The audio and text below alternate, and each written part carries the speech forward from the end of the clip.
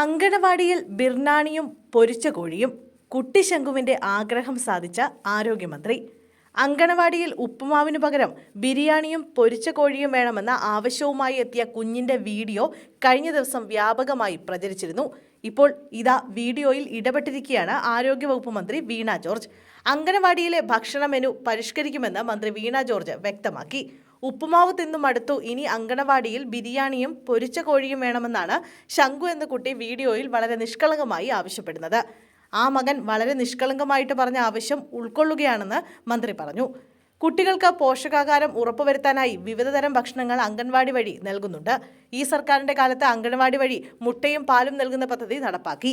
അത് വിജയകരമായി നടക്കുന്നുണ്ട്. വനിതാ ശിശുവികസന വകുപ്പിന്റെ ഏകോപനത്തിൽ തദ്ദേശ സ്ഥാപനങ്ങൾ സ്വന്തം നിലയിൽ അങ്കണവാടികളിൽ പലതരം ഭക്ഷണങ്ങൾ നൽകുന്നുണ്ട്. ശംഖുവിന്റെ അഭിപ്രായം പരിഗണിച്ച് ഭക്ഷണ മെനു പരിശോധിക്കുമെന്ന് മന്ത്രി വ്യക്തമാക്കി.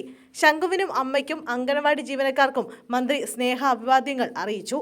2 ദിവസം മുമ്പാണ് അങ്കണവാടിയിലെ പ്രധാന ഭക്ഷണമായ ഉപ്പുമാവ് മാറ്റണമെന്ന കുരുന്നിന്റെ വീഡിയോ സമൂഹ മാധ്യമങ്ങളിൽ വൈറലായത്.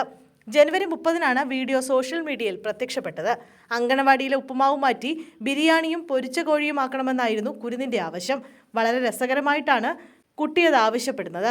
വീഡിയോ വളരെ വേഗം തന്നെ വൈറലായി മാറിയിരുന്നു. കുട്ടിയുടെ ആവശ്യം ന്യായമാണെന്നും നടപടി ഉണ്ടാകണമെന്നും നിരവധി പേർ കളിയായി കമന്റ് ചെയ്തിരുന്നു. ബന്ധപ്പെട്ടവർ കുട്ടിയുടെ ആവശ്യം പരിഗണിക്കണമെന്നും ആവശ്യമുയർന്നു. ഇതിന് പിന്നാലെയാണ് അങ്കണവാടിയിലെ ഭക്ഷണ മെനു പരിഷ്കരിക്കുമെന്ന് മന്ത്രി വീണ ജോർജ് വ്യക്തമാക്കിയത്.